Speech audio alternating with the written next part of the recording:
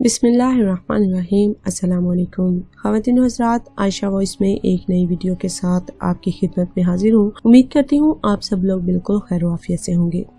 خواتین و حضرات، آج ایک لڑکی کی سچی کہانی لے کر آپ کی خدمت میں حاضر ہوئی ہوں۔ یہ واقعہ بالکل سچا ہے اور امید کرتی ہوں کہ آپ کو ہماری آج کی ویڈیو بہت ہی پسند آئے گی۔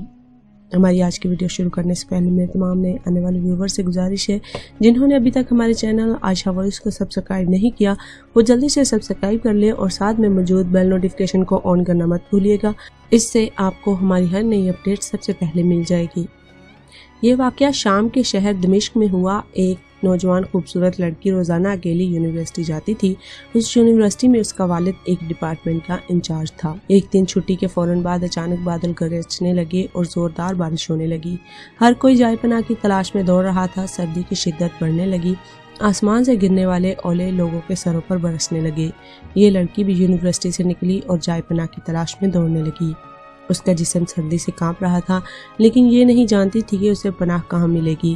جب بارش تیز ہوئی تو اس نے ایک دروازہ بجایا۔ گھر میں موجود لڑکا باہر نکلا اور اسے اندر لے آیا اور بارش تھمنے تک اپنے گھر میں رہنے کی اجازت دے دی۔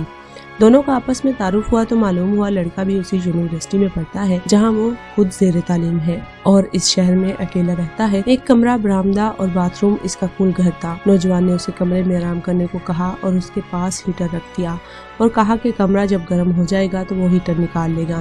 تھوڑی دیر لڑکی بستر پر بیٹھی کانپتی رہی۔ اچانک اسے نیند آ گئی تو یہ بستر پر گر گئی۔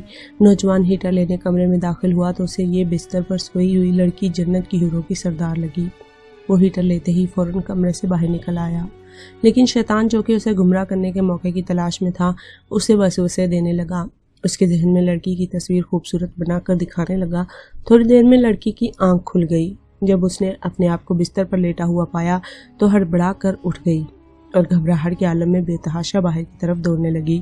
اس نے برآمدے میں اسی نوجوان کو بے ہوش پایا۔ وہ انتہائی گھبراہٹ کے عالم میں گھر کی طرف دوڑنے لگی اور پیچھے مڑ کر بھی نہ دیکھا، یہاں تک کہ اپنے گھر پہنچ کر باپ کی گود میں سر رکھ دیا جو کہ پوری رات اسے شہر کے ہر کونے میں تلاش کرتا رہا تھا۔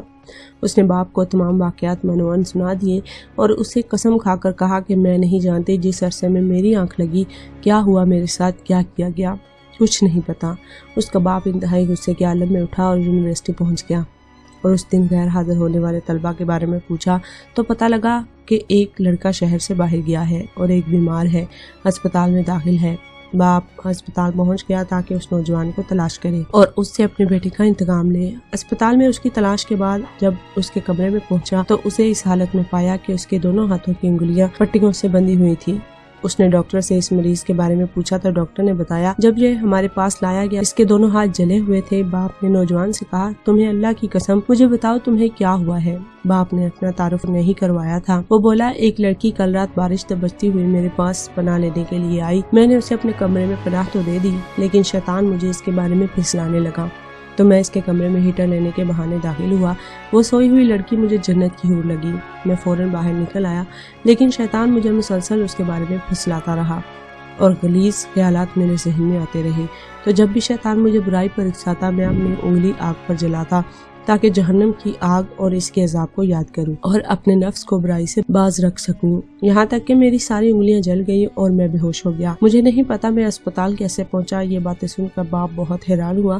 بلند آواز سے چلایا اے لوگو گواہ رہو، میں نے اس پاک سیرت لڑکے سے اپنی بیٹی کا نکاح کر دیا۔ سبحان اللہ، اللہ سے ڈرنے والوں کا ذکر۔ اگر اللہ کا خوف نہ ہوتا تو اس لڑکی کی عزت محفوظ نہ رہ سکتی۔ جو بھی لڑکا یا لڑکی ناجائز تعلقات قائم کرتے ہیں یا غیر شرعی دوستیاں یا محبتیں کرتے ہیں تو وہ اپنے اس برے فعل کو چھپانے کی حتی الامکان کوشش کرتے ہیں۔ وہ چاہتے ہیں والدین ان کے ان کاموں سے بے خبر رہیں، حالانکہ وہ یہ جانتے ہیں کہ اللہ ان کے ہر فعل سے باخبر ہے، پھر بھی ان کے دل میں اللہ کا خوف پیدا نہیں ہوتا۔ ایسا کیوں ہے؟ کیونکہ والدین نے بچپن سے ان کے دل اور دماغ میں اللہ کے خوف کے بجائے اپنا ذاتی خوف، رعب و دبدبا، سزا کا ڈر ہی بٹھایا۔